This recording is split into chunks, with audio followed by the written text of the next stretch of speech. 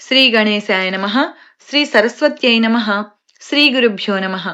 నామధారకుడు స్వామి శ్రీగురుని వద్ద మరొక కవిశేఖరుడుండేవాడంటిరి కదా, అతడెవరు? అతడు శ్రీగురునికి భక్తుడు ఎలా అయ్యాడో, ఆయన్నెలా సేవించాడో దయచేసి వివరించండి అన్నాడు. సిద్ధయోగి ఇలా చెప్పనారంభించారు. శ్రీగురుని అనుగ్రహంతో అద్భుతమైన కవితాశక్తిని పొందిన నందిశర్మ కీర్తి ఎంతగానో విస్తరించింది. అతడు వ్రాసిన కవితలు ఎన్నో ప్రాంతాలలోని భక్తులు ప్రీతితో పాడుకుంటూ ఉండేవారు. ఆ రీతిన శ్రీగురుని మహాత్మ్యం మరింతగా వెల్లడై ఎందరెందరో భక్తులు వారి దర్శనానికి రాసాగారు. గాణ్గాపురం సమీపంలోనే పరిగి అనే గ్రామమున్నది.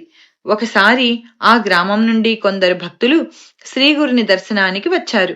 వారు ఆయనకు పాదపూజలు చేసుకోదలచి ఆయన్ను ప్రార్థించి ఆయనను ఎలాగో ఒప్పించి మేళతాళాలతో ఊరేగిస్తూ తమ గ్రామానికి తీసుకువెళ్లారు. వారి రాక ఆ గ్రామంలో గొప్ప ఉత్సవంగా జరిగింది. ఒక్కొక్కరు ఎంతో భక్తి శ్రద్ధలతో శాస్త్రోక్తంగా ఆయనకు పాదపూజలు చేసుకున్నారు. ఆ ఊరిలో ఒక శివాలయం ఉన్నది. అందులోని శివుని పేరు కల్లేశ్వరుడు. ఆ ఊళ్ళోనే నరకేసరి అని ఒక బ్రాహ్మణుడు ఉండేవాడు. అతడు మంచి కవి, శివభక్తుడున్ను. అతడు నిత్యము కల్లేశ్వరుని స్తుతిస్తూ పంచపద్య మణిమాలను వ్రాసి కల్లేశ్వరునికి సమర్పించుకునేవాడు. అతడు ఆ శివునికి తప్ప మరే దేవతలకు నమస్కరించేవాడు కాదు, మరే దేవతను స్తుతించేవాడు కాదు. అతడొకరోజు శ్రీగురుని గురించి నందిశర్మ చేసిన స్తోత్రం విని ఇతని కవిత్వం ఉత్తమంగా ఉన్నది, అయినప్పటికీ ఇది కేవలం నరస్తుతే కనుక పనికిరాదు అని తలచాడు. శ్రీగురుడు ఆ గ్రామంలో భిక్ష చేసిన రోజున కొందరు బ్రాహ్మణులు ఆ కవి వద్దకు వెళ్లి, కవిచంద్ర, మీ పద్యాలెంతో మనోహరంగా ఉంటాయి.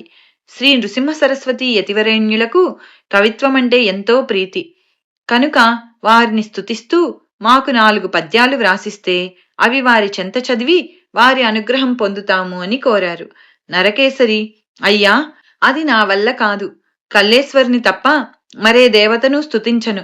ఆయన సేవకే నా కవితను అంకితం చేసుకున్నాను.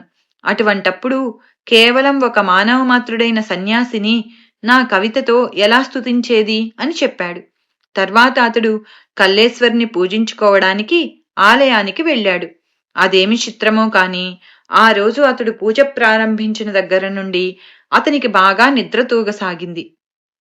అతడు ఎంత ఆపుకుందామని ప్రయత్నం చేసినా ఆగక చివరకు పూజ మధ్యలో కునుకు పట్టింది. ఆ కునుకులోనే ఒక చిత్రమైన కల కూడా వచ్చింది. కలలో కూడా అతడు ఆలయంలో పూజ చేస్తున్నాడు. అతని ఎదుట మాత్రం ఎప్పుడూ కనిపించే కల్లేశ్వర లింగం అప్పుడు కనిపించలేదు. ఆ స్థానంలో శ్రీగురుడు కూర్చొని ఉన్నాడు. ఆయన నవ్వుతూ, నీవు కల్లేశ్వరుని తప్ప మరెవ్వరినీ నీ కవితతో స్తుతించవు కదా, మానవ మాతృలమైన మమ్ము ఈనాడు పూజిస్తున్నావేమి అన్నారు. నరకేసరి త్రుళ్ళిపడి వెంటనే నిద్ర మేల్కొన్నాడు. మరలా పూజ ప్రారంభించిన కొద్దిసేపట్లో కునుకు పట్టింది. శ్రీగురుడు మళ్లీ స్వప్నదర్శనమిచ్చి, మేము కల్లేశ్వరుడు వేరు కాదు అన్నారు. ఆ కలలోనే అతడు పూజ పూర్తి చేసి 5 పద్యాలతో స్తుతించాడు. ఈసారి నరకేసరి మేల్కొని తనకొచ్చిన కలను స్మరించుకుని, అయ్యో, నేనింతవరకు పొరబడ్డానే. ఈ నరసింహ సరస్వతి యతివరేణ్యులు సాక్షాత్తు పరమేశ్వరుడే కాని ఇంతవరకు నేను తలచినట్లు మానవ మాతృలు కారు. కేవలం భక్తులను ఉద్ధరించడానికే భగవంతుడు ఇలా అవతరించాడు. ఈ శ్రీగురుడు ఆ త్రిమూర్తుల స్వరూపమే కాకుంటే ఈనాడు పూజలో నాకు దర్శనమిచ్చి నా సందేహానికి సమాధానమెలా ఇవ్వగలరు అని నిశ్చయించుకున్నాడు. వెంటనే బయలుదేరి అడుగడుగునా సాష్టాంగ నమస్కారం చేసుకుంటూ శ్రీగురు దర్శనానికి వెళ్ళాడు. ఆ సన్నిధి చేరగానే అతడు నమస్కరించి చేతులు కట్టుకుని స్వామిని తన కవితతో ఇలా స్తుతించాడు. అనంత సచ్చిదానంద స్వరూపులైన మీరు సాక్షాత్తు ఆ కల్లేశ్వర్లే. అది తెలియక నేనింతవరకు మిమ్మల్ని స్తుతించనైనా లేదు. చిరకాలం కఠోర తపస్సులు చేసిన యోగులకు కూడా మీ సాక్షాత్కారం లభించదు. కల్లేశ్వరుని కృప వలన నాకీనాడు మీరు దర్శనం అనుగ్రహించారు. ఈ దుఃఖసాగరంలో మునిగి దారి తెన్ను కనిపించక బాధపడుతున్న భక్తులను రక్షించడానికే మీరిలా అవతరించారు. ఇక ఈ లోకంలో మీ పాదాలను ఆశ్రయించక ఇతర మార్గాల కోసం వెతుకులాడటం వ్యర్థమే అని స్తుతించాడు. స్వామి నవ్వి, ఏమయ్యా, ఇంతవరకు మేము కేవలం మానవ మాత్రులమని, మమ్మల్ని ప్రజలు ఇలా పూజించడం తగదని ఆక్షేపిస్తుంటివే, ఇంతలో నీ మనస్సు ఇలా ఎందుకు మారింది అని అడిగారు. నరకేసరి నమస్కరించి, స్వామి, నేను అజ్ఞానమనే చీకటిలో పడి ఉన్నప్పటికీ మీరు నా పాలిట జ్యోతిస్వరూపులై నాకు కనువిప్పు కలిగించారు. ఇంతకాలం నేను శ్రీ కల్లేశ్వరునికి చేసిన పూజలు ఫలించి ఈనాడు నాకు మీ పాదసేవ లభించింది అని తనకు కలిగిన దివ్యానుభవం ఆయనకు విన్నవించుకున్నాడు. ఆయన్ను పూజించి స్తుతించి తనను శిష్యునిగా స్వీకరించి అనుగ్రహించమని వేడుకున్నాడు. నీ అభీష్టాలన్నీ నెరవేరుగాక అని శ్రీగురుడు ఆశీర్వదించారు. నరకేసరి ఎల్లప్పుడూ వారి చెంతనే ఉండదలచానని కోరాడు. శ్రీగురుడు, ఈ కల్లేశ్వరుడు పరమశ్రేష్ఠుడు, ఆయనంటే మాకెంతో ప్రీతి గనుక మేమెప్పుడు ఆ రూపంలో హిప్పరిగిలో ఉంటాము కనుక నీవు ఎప్పటి వలనే నీవక్కడే ఆ రూపంలో ఉన్న మమ్మల్ని పూజిస్తూ ఉండు అని ఆదేశించారు. కాని అతడు త్రిమూర్తి స్వరూపుడుగా అవతరించిన శ్రీగురుని రూపాన్నే సేవించుకోవాలని ఉన్నదని మరీ మరీ ప్రార్థించిన మీదట స్వామి అంగీకరించారు. అప్పటి నుండి నరకేసరి నిత్యము తాను ఆలయంలో కల్లేశ్వరిని పూజించినట్లే శ్రీగురుని కూడా పూజిస్తూ ఆయనను పంచరత్నాలతో స్తుతిస్తూ ఉండేవాడు. నామధారక, శ్రీగురుని అనుగ్రహం వల్ల ఇలా మారిన వారెందరో కదా. శ్రీదత్తాయ గురవే నమః. శ్రీ శ్రీపాదశ్రీ వల్లభాయ నమః. శ్రీ నృసింహ సరస్వత్యై నమః. శ్రీ గురు చరిత్ర అధ్యాయం 46 సంపూర్ణం. శ్రీ గణేశాయ నమః. శ్రీ సరస్వత్యై నమః. శ్రీ గురుభ్యో నమః. అధ్యాయం 47 శ్రీ గురు చరిత్ర. తనివి తీరని సద్గురు కథారసాపానా శక్తి శ్రీ దత్తానుగ్రహానికి చిహ్నమని సిద్ధుడు మరలా ఈ 47, 48, 49 అధ్యాయాలలో కూడా హెచ్చరిస్తున్నాడు. సిద్ధుడు పూర్ణమైన నిష్ఠా ఓరిమిలతో సద్గురువును సేవించి జీవన్ముక్తుడయ్యాడు కనుక ఆయన వాక్కు ప్రమాణమేనని గుర్తుంచుకొని ఈ గ్రంథ పారాయణ చేయాలి. ఒకే పరమాత్మ విశ్వమంతా అయి కూడా త్రిమూర్తుల రూపాలలో వారి లోకాలలో ఉన్నాడని సిద్ధుడు చెబుతాడు. అంటే శ్రీ దత్తావతార కార్యమైన బ్రహ్మ శైవ వైష్ణవ సామరస్యాన్నే సిద్ధుడు నొక్కి చెబుతున్నాడు. ఆ రూపాలలో ఆయా లోకాలలో ఆవిర్భవించిన పరమాత్మే భక్తులను ఉద్ధరించడానికి భూమి మీద సంచరిస్తున్నాడని చెప్పి సద్గురువులో త్రిమూర్తుల ఐక్యమున్నదని గుర్తు చేస్తున్నాడు. భగవంతుడు ప్రతి యుగంలోనూ అలా అవతరిస్తాడని చెప్పడం వలన ముందటి అధ్యాయాలలో చెప్పినట్లు సద్గురు సేవకులను సమీపించవద్దని భగవంతుడు కలిపురుషునికి చెప్పినందువలన మనము అట్టి సద్గురువుని సేవిస్తే ఈ కలిమలానికి వెరవనవసరం లేదని సిద్ధుడు హెచ్చరిస్తున్నాడు. శ్రీగురుడు ఒకే సమయంలో 8 గ్రామాలలోని భక్తుల ఇండ్లకు వెళ్ళాడు. ఇట్టి లీలలెన్నో షిరిడీ సాయినాథుని చరిత్రలో చూడవచ్చు. శ్రీగురుడు తనను భక్తితో సేవిస్తున్న కృషీవలునికి లక్ష్మి భక్తి కూడా స్థిరంగా ఉండేలా వరమిచ్చాడు. లక్ష్మి చంచలమని లోక ప్రసిద్ధి. మోక్షకారకులైన కళ్యాణ గుణాలే అసలైన లక్ష్మి అని మహర్షి వాక్యం. అంటే లౌకిక సుఖాలే కోరే అగ్నులకు కూడా సద్గురుడు అతడు కోరిన అభీష్టానికి తోడు మోక్షార్హతను కూడా ప్రసాదిస్తాడన్నమాట. అదే ఒక వంక దేవతలకు, సామాన్య సిద్ధపురుషులకు, మరో వంక శ్రీ దత్తావతారులైన సద్గురువులకు గల భేదం. గురువనే క్షేత్రం సారవంతమైన కొద్దీ ఒకే భక్తి బీజం అధికంగా ఫలిస్తుంది. శ్రీగురుడు గంధర్వపురంలోనూ అమరపురంలోనూ నివసించడానికి అక్కడెన్నో తీర్థాలు, దేవతలు ఉండడమే కారణమని చెబుతాడు. కాని తాను కారణం అనడు. కాని తీర్థాలన్నీ మహనీయుల తపోప్రభావం వలన ఏర్పడుతాయని ముందు చెప్పాడు. పూర్వమొక జీవన్ముక్తుడైన శివభక్తుని సంచారం చేత ఆ క్షేత్రం పావనమైందని స్వామి చెబుతాడు. మహాత్ముల సన్నిధిలో సర్వతీర్థక్షేత్రాలుంటాయని, దేవతలుంటారని గురుగీత చెబుతుంది. వాటిని అగ్నులు గుర్తించలేరు. ఆ జీవన్ముక్తుడు విశ్వేశ్వరుని ప్రార్థించి ఆ తీర్థాలను వారికి చూపాడు. సామాన్యులు సద్గురు మహిమని గుర్తించి సేవించలేరు కనుక వారికి తగిన ఆలంబనం వారికి చూపాలి కదా. వాటి వలన పవిత్రులయ్యాక వారికే సత్యం గోచరమవుతుంది. ఆ జీవన్ముక్తుడు దైవం తనకు అన్యమైనట్లు ప్రార్థించడం శ్రీగురుడు షిరిడీ సాయిబాబా వలె సాధులోకానికి మార్గదర్శకం మాత్రమే. శ్రీగురుడు రత్నాదేవి జన్మాంతంలో అనుభవించవలసిన దుష్కర్మ ఫలాన్ని పోగొట్టాడు. సద్గురువు కర్మను కూడా నశింపజేయగలరని, కాని అందుకు భక్తులకెంతో భక్తి శ్రద్ధలుండాలని మనం తెలుసుకోవాలి. కథారంభం.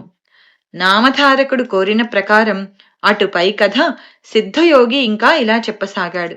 నీవెంతో అదృష్టవంతుడివి కనుకనే ఈ కథ పట్ల ఇంత శ్రద్ధాసక్తులు కలిగాయి.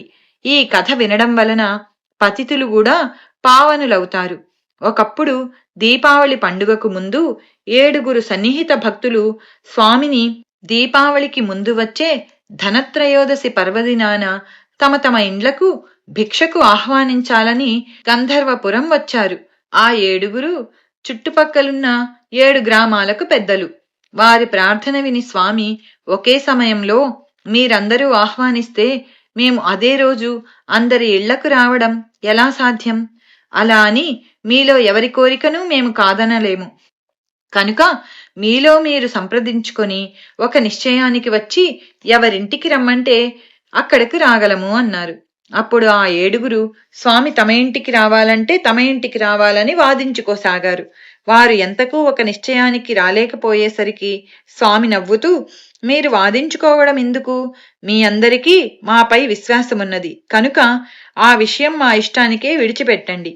ఆ రోజు మాకు తోచిన చోటికి మేమే వస్తాము అన్నారు. అప్పుడా భక్తులు నమస్కరించి, స్వామి మా శక్తి సామర్థ్యాలు స్థితిగతులు ఎంచక మా అందరినీ సమానంగా మన్నించండి అన్నారు. కాని స్వామి వారిలో ఎవరింటికి రాకపోతే వారు నదిలో దూకి ప్రాణాలు విడుస్తామని శపథం చేశారు. వారిలో పేదవారు, అయ్యా మేము పేదవాళ్లమని మమ్ము ఉపేక్షించవద్దు. అలనాడు శ్రీకృష్ణుణ్ణి రారాజైన దుర్యోధనుడు ఆహ్వానించినా అతని పదవిని ఎంచక తమనే నమ్ముకున్న నిరుపేద అయిన విదురుని ఇంటికే ఆ భగవంతుడు అతిథిగా వెళ్ళాడు కదా. అలానే మీరు కూడా మా ప్రార్థనను త్రోసిపుచ్చవద్దు అని ఎవరికి వారే వేడుకున్నారు. అప్పుడు స్వామి, మీరు మీ ఇళ్లకెళ్ళండి, ఆనాడు మాకై మేమే రాగలం, సందేహించవద్దు అని వాగ్దానం చేశారు. ఆయన ఎవరి ఆహ్వానాన్ని మన్నిస్తారోనన్న సందేహంతో ఆ 7 అలానే నిలబడిపోయారు.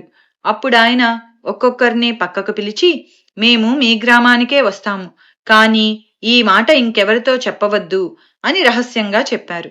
అప్పుడు వాళ్ళు ఎవరికి వారే స్వామి తమ ఇంటికే రాగలరని తలచి ఇతరులకు ఏమీ చెప్పకుండా స్వామి వద్ద సెలవు తీసుకుని వెళ్లిపోయారు. కాని స్వామి ఆ పండుగనాడు ఏ ఊరో వెళతారని అచటి వారందరికీ తెలిసిపోయింది. గంధర్వపురవాసులు వెంటనే వారి వద్దకు వచ్చి ఆ పర్వదినాన తమను విడిచి ఎక్కడికి వెళ్లవద్దని బ్రతిమాలుకున్నారు. వారితో స్వామి, మేమానాడు ఇక్కడనే ఉంటాము, ఎక్కడకు వెళ్ళము అని మాట ఇచ్చి అందర్నీ ఊరడించారు. చివరకు ధనత్రయోదశి రానే వచ్చింది. ఆ రోజుకు ఆ 7 గ్రామాల పెద్దలు శ్రీగురుడు తప్పక తమ ఇంటికే రాగలరని తలచి ఎవరికి వారు ఎంతో వైభవంగా ఏర్పాట్లు చేసుకున్నారు. ఆయా గ్రామస్తులు కూడా స్వామికి ఘనస్వాగతము పూజలకు సిద్ధమయ్యారు.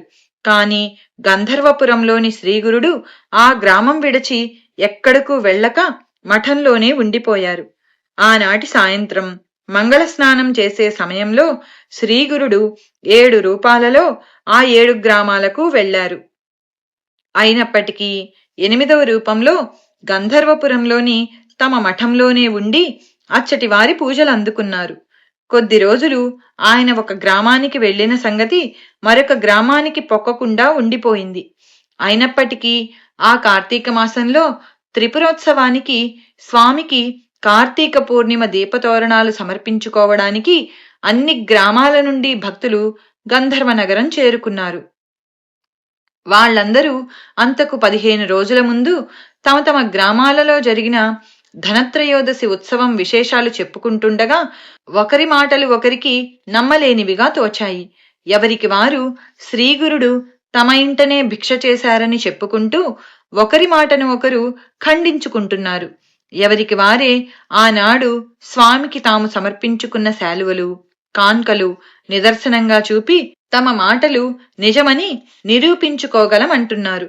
అదంతా వింటున్న గంధర్వపురవాసులు నవ్వి, మీ అందరికీ పిచ్చి పట్టిందా ఏమి?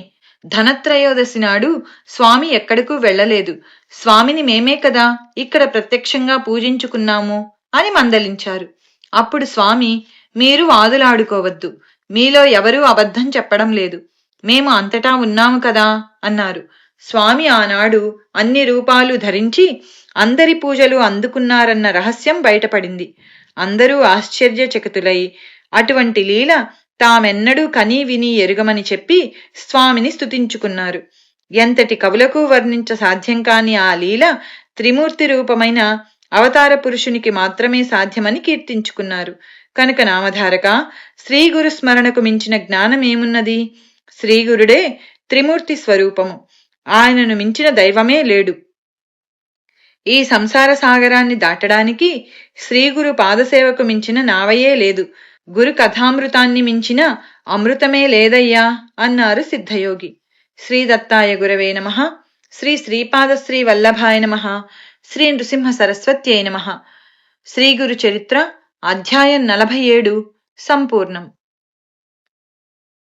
శ్రీ గణేశాయ నమః. శ్రీ సరస్వత్యై నమః.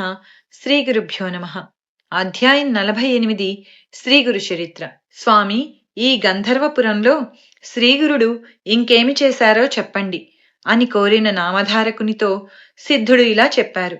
నాయనా, ఆ భగవంతుడు ప్రతిరోజు స్నానానుష్ఠానాలకు మఠం నుండి బయలుదేరి సంగమానికి వెళ్లి వస్తుండేవారని చెప్పాను కదా. అప్పుడు గంధర్వపురంలో పర్వతేశుడనే ఒక వ్యవసాయదారుడు ఉండేవాడు. అతడు గుత్తకు సాగు చేసుకునే పొలం సంగమం నుండి మఠానికి వెళ్లే దారిలో ఉండేది. అతడు నిత్యము మొదట మఠంలో శ్రీగురుణ్ణి దర్శించుకొని పొలానికి వెళుతుండేవాడు.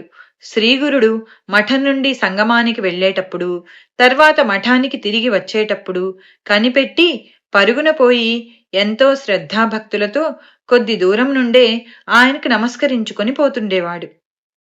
కొంతకాలం శ్రీగురుడు అతనిని ఏమీ పలకరించకుండా అతని భక్తి శ్రద్ధలను గమనిస్తూ ఉండేవారు.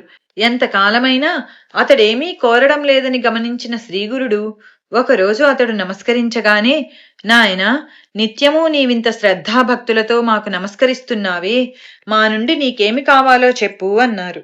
ఇంతకాలానికి తనకట్టి అవకాశం వచ్చినందుకు పర్వతేశుడెంతో సంతోషించి చేతులు జోడించి, బాబు, నా పొలాన్ని స్వామివారు ఒక్కసారి చూచి అక్కడ తమ పాదము పెడితే మాకు మేలవుతుందని నా ఆశ అన్నాడు.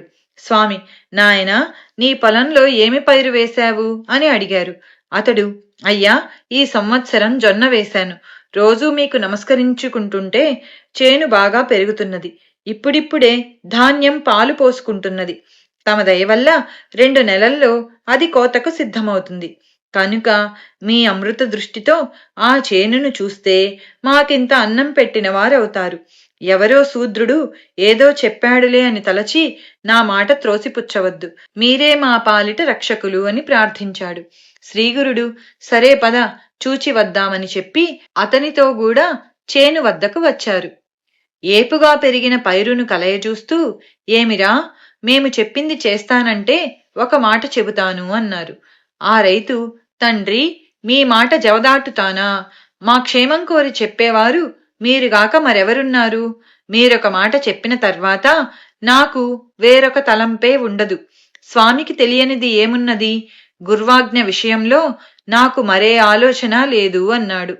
ఆ యతివరేణ్యుడు, అలా అయితే మా మాట మీద నమ్మకం ఉంచి మేము మధ్యాహ్నం ఇటుగా వెళ్లే లోపల ఈ చేలోని పైరంతా కోయించు అని చెప్పి సంగమానికి వెళ్లిపోయారు. ఆ పాలిగాపు వారి ఆజ్ఞను అక్షరాలా పాటించదలచి వెంటనే ఊరిలోనున్న ఆ పొలం ఆసామి వద్దకు వెళ్లి ఆ ముందటి సంవత్సరం అతనికి చెల్లించిన ప్రకారమే ఈ సంవత్సరం కూడా గుత్త చెల్లిస్తానని పైరు కోయడానికి అనుమతి పత్రం ఇవ్వమని కోరాడు. కాని ఆ ఏడాది పైరు ఎప్పటికంటే ఎక్కువగా పెరగడం వలన ఆసామి అందుకొప్పుకొనక ఆ ముందటి సంవత్సరం కంటే రెట్టింపు గుత్త చెల్లించేటట్లు ఒప్పించుకొని ఆ ప్రకారమే కాగితం రాయించుకొని పైరు కోతకు అనుమతినిచ్చాడు. ఆ కాపు వెంటనే కూలీలను పిలుచుకొని పొలం వద్దకు వెళ్ళాడు. పైరుకు ఇంకా పాలు పట్టే సమయంలోనే అతడు కోత కోయిస్తున్నాడేమా అని కూలీలు కూడా ఆశ్చర్యపోయారు. కాని తమకు కూలి దక్కుతుందన్న తలంపుతో పనిలో దిగారు. అంతలో ఆ సంగతి తెలిసి అతని భార్యాబిడ్డలు నెత్తీనోరు మొత్తుకుంటూ వచ్చి అతనికి అడ్డుపడ్డారు. వాళ్ళని పొమ్మని ఎంత చెప్పినా వాళ్ళు అడ్డు తొలగకపోయేసరికి అతడు వాళ్ల మీద రాళ్లు రువ్వసాగాడు. వాళ్ళు భయపడి పరుగున న్యాయాధికారి వద్దకు వెళ్లి, మహాప్రభు, మా వాడికి దయ్యం పట్టిందో ఏమోగాని కంకులింకా ముదరక ముందే పైరు కోయిస్తున్నాడు. వద్దని అడ్డుపోతే మమ్మల్ని రాళ్లతో కొడుతున్నాడు. ఎవరో సన్యాసి చెప్పిన మాటలు విని పంటకస్తున్న పైరు చేజేతులారా పాడు చేస్తున్నాడు. ఇంకొక నెల రోజుల్లో చేతికొస్తుందని మేము ఆశపడుతుంటే ఆ కాస్త ఇలా నాశనమైపోతున్నది. మీరైనా అతనిని నిగ్రహించండి అని గొల్లున ఏడ్చారు. ఆ న్యాయాధికారి, మీరు నాతో చెబితే నేనేమి చేయగలను? ఏమైనా చేయగలిగితే యజమానే చేయగలడు, అతనితో చెప్పుకోండి అని చెప్పి వారిని పంపివేశాడు. వాళ్ళు అప్పుడు ఆ పొలం యజమాని వద్దకు వెళ్లి మొరపెట్టుకుంటే అతడు, వాడి ఇష్టం, వాడేం చేసుకుంటే నాకెందుకు? క్రిందటి సంవత్సరం కంటే రెట్టింపు గుత్త నాకిచ్చేలా వ్రాయించుకున్నాను. అయినా మీరింతగా గోల పెడుతున్నారు కనుక మా మనిషిని పంపి వాడిని వారించడానికి ప్రయత్నిస్తాను. మీరు వెళ్ళండి అని చెప్పి ఒక మనిషిని పంపాడు. ఆ మనిషి పొలం వద్దకు వెళ్లి అడ్డు చెప్పగానే ఆ సేద్యగాడు, ఏమయ్యా, కాగితం వ్రాయించుకున్న ప్రకారం యజమాని నా నుండి ధాన్యం తీసుకోవాలే గాని నేనేమి చేసుకుంటే అతనికెందుకు? ఆయనకు ఇవ్వవలసిన ధాన్యం మా ఇంటి గాదెలోనే ఉన్నది. అది చాలకుంటే వాటికి బదులు చెల్లించడానికి నా దగ్గర కావలసినన్ని పశువులున్నాయి కదా అని చెప్పి అతనిని వెనుకకు పంపివేశాడు. అంతటితో యజమాని ఊరుకున్నాడు. పర్వతేశుడు పైరుకోత త్వరగా పూర్తి చేయించి కొడవళ్లు కట్టకట్టించి అవతల పెట్టించి శ్రీగురుణ్ణి స్మరిస్తూ ఆయన సంగమం నుండి మఠానికి వెళ్లే దారిలో ఆయన రాకకై ఎదురు చూస్తూ కూర్చున్నాడు. కొంతసేపటికి అటుగా వస్తున్న శ్రీగురునికి అతడు నమస్కరించి వారిని పొలం వద్దకు తీసుకుని వెళ్లి ఆ కోసివేసిన పైరు చూపాడు. స్వామి అది చూచి ఆశ్చర్యం నటిస్తూ, అయ్యో, నీవు అనవసరంగా పైరంతా కోసివేయించావే. నేనేదో పరిహాసంగా అంటే అన్నంత పని చేశావే. ఎంత పని చేశావయ్యా పాపం. ఇప్పుడు నీ జీవనమెలా? యజమానికి ధాన్యమెలా ఇస్తావు? అమాయకుడా, పండని పైరు కోసి అంతా వ్యర్థం చేశావు కదా అన్నారు. కాని పర్వతేశుడు కొంచెమైనా జంకకుండా ఆయనకు నమస్కరించి, స్వామి, నాకు గురువాక్యమే ప్రమాణము. అదే మాకు శ్రీరామరక్ష. మీరుండగా మాకేమి భయం అన్నాడు. అతని విశ్వాసానికి శ్రీగురుడు లోలోపల సంతోషించి, నీకు అంత దృఢమైన విశ్వాసముంటే అలానే అవుతుందిలే అని నిర్వికారంగా మఠానికి వెళ్లిపోయారు. ఆ కాపరిగూడా శ్రీగురుడు కనుమరుగయ్యే వరకు తదేకంగా ఆయన్ను చూచి నిశ్చింతగా ఇంటికి వెళ్ళాడు. దారిలో అతనిని చూచిన వారంతా ఎన్నెన్నో మాటలన్నారు గాని అతడవేమీ పట్టించుకోలేదు. పర్వతేశుడు ఇల్లు చేరేసరికి అతని భార్య తమకా సంవత్సరం నోటి వద్దకొచ్చిన కూడు పాడైపోయిందని భోరు భోరున ఏడుస్తున్నది. అతను మాత్రం ఎంతో నిబ్బరంగా ఆమెతో, ఓసి వెర్రిదానా, నీవలా ఏడవకూడదు. ఆ గురుదేవుల వాక్కే మన పాలిట కామధేనువు. వారి మహిమ మూఢలకేం తెలుస్తుంది? ఆయన సాక్షాత్తు పరమేశ్వరుడే. మనకాయన పెన్నిధిలా దొరికాడు. వారి దయ ఉంటేనే అందరం సుఖంగా బ్రతకగలం. మామూలుగా పండవలసిన పంట కంటే ఎన్నో రెట్లు ఎక్కువగా ఆయన ప్రసాదిస్తారని నాకు నమ్మకం ఉన్నది అని చెప్పి ఆమెను ఓదార్చాడు. అతని మాటలు విన్న ఇరుగు పొరుగు వారందరూ చోద్యము చూడవచ్చి అతని మూఢ విశ్వాసానికి నివ్వెరబోయి నవ్వుకుంటూ వెళ్లిపోయారు. 1 వారం రోజులు గడిచిపోయాయి. 8వ రోజు నుండి విపరీతమైన చలిగాలి వీచనారంభించింది. దానివలన చుట్టుపక్కల చేలన్నీ వాలిపోయి తాలుధాన్యం ఏర్పడింది. దానికి తోడు ఆ పుష్యమాసంలో భారీ ఎత్తున అకాల వర్షం కురిసింది. అంతటితో మిగిలిన పైరులన్నీ పూర్తిగా పాడైపోయాయి. కాని పర్వతేశుని పొలంలో మాత్రం కోయబడిన పైరు మొక్కల మొదళ్ల నుండి ఒక్కొక్క మొక్కకు 10-11 చొప్పున పిలకలు వచ్చాయి. పైరు ఏపుగా పెరిగి అమితంగా పండింది. అది చూచిన వారందరూ నిర్ఘాంతపోయారు. అతడి భార్య కూడా అమిత సంతోషంతో తన భర్త కాళ్ల మీద పడి, అయ్యా, తెలియక నేనెంతో గొడవ చేసి మీ మనస్సుని ఎంతగానో నొప్పించాను. తెలివి తక్కువ వలన ఏమేమో నోటికొచ్చినట్లు మాట్లాడాను. చివరకు ఆ మహానుభావుణ్ణి కూడా నిందించాను. అది ఎంత తప్పో ఇప్పుడు తెలుసుకున్నాను. అదంతా మనస్సులో పెట్టుకోక నన్ను క్షమించు అని ప్రాధేయపడింది. అప్పుడు ఆ భార్యాభర్తలు ఆ పొలానికి నమస్కరించుకొని భూమి పూజ చేసి శ్రీగురుని వద్దకు వెళ్లి ఆయన పాదాల మీద పూలు వేసి నమస్కరించుకున్నారు. స్వామి నవ్వి, ఏమిటి విశేషం అన్నారు. ఆ దంపతులు నమస్కరించి, స్వామి, మీ దయ వలన మేము కోరిన దానికంటే ఫలితం ఎంతగానో ఎక్కువ వచ్చింది. మిమ్మల్ని మించిన కామధేనువు, సత్యమూర్తి భూమి మీద ఇంకెవరున్నారు? అమృతం వంటి మీ మాట అందరూ వినదగినది. అదియే అందరి పాలిట పెన్నిధి. మీ చూపు పాపులను కూడా పావనం చేయగలదు అన్నారు. పర్వతేశుని భార్య, స్వామి, నేను తెలియక మొదట ఏమేమో అన్నాను. మన్నించి మమ్మల్ని మీరు ఎప్పుడూ ఇలానే కాపాడాలి. మీరే మాకు దిక్కు. మేమెల్లప్పుడూ మిమ్మల్ని ఇలాగే కొలుచుకునేలా అనుగ్రహించండి అని విన్నవించుకున్నది. తర్వాత ఆ దంపతులు స్వామికి నీరాజనమిచ్చారు. వారి భక్తిని చూచి సంతోషించి శ్రీగురుడు అఖండ శ్రీరస్తు అని ఆశీర్వదించి వాళ్లను పంపివేశారు. ఆ దంపతులెంతో సంతోషంగా ఇంటికి పోయారు. నెల గడిచేసరికి పర్వతేశుని పంట పండి కంకులు అద్భుతంగా బయటికి వచ్చాయి. నిజానికి ఆ ముందటి సంవత్సరం కంటే ఎన్నో రెట్లు ఎక్కువగా ధాన్యం పండింది. ఆపు ధాన్యం నూర్చి రాసిపోసి ఆసామి వద్దకు పోయి, అయ్యా, చూచారా, స్వామి దయవలన పైరెంత బాగా పండిందో. మీకు కూడా మనం ఒప్పందం చేసుకున్న దానికంటే ఎక్కువే ఇస్తాను, తీసుకోండి. అయినా నాకింత ఎక్కువగా పండింది కనుక మనిద్దరము చెరిసగము తీసుకోవడం న్యాయమని నాకు అనిపిస్తున్నది. మీరు వెంటనే వచ్చి మీ భాగం మీరు తీసుకుపోండి అని చెప్పాడు. కాని ఆసామి ధనాశకు లోబడక ధర్మానికి అంటిపెట్టుకొని తను ఒప్పందం చేసుకున్న దానికంటే కొంచెం కూడా ఎక్కువ తీసుకోవడానికి అంగీకరించలేదు. అది నీ భక్తి శ్రద్ధలకు మెచ్చి శ్రీగురుడు ప్రసాదించినది కనుక అదంతా నీకే చెందాలి అన్నాడు. అప్పుడు ఆ రైతు రాజుకు చెల్లించాల్సిన భాగం వేరుగా తీసి ఆ సంవత్సరం పంటలు నాశనమై అలమటిస్తున్న బ్రాహ్మణులకు కొంత ధాన్యం ఇచ్చాడు. అటుపైన మిగిలినదంతా బండ్ల మీద వేసి ఇల్లు చేర్చుకున్నాడు. నామధారక, శ్రీగురుని మాహాత్మ్యం ఎంతటిదో చూచావా? గురుభక్తే అభీష్టాలన్నింటినీ ప్రసాదించగలదు. శ్రీదత్తాయ గురవే నమః. శ్రీ శ్రీపాదశ్రీ వల్లభాయ నమః. శ్రీ నృసింహ సరస్వత్యై నమః. శ్రీ గురు చరిత్ర అధ్యాయం 48 సంపూర్ణం.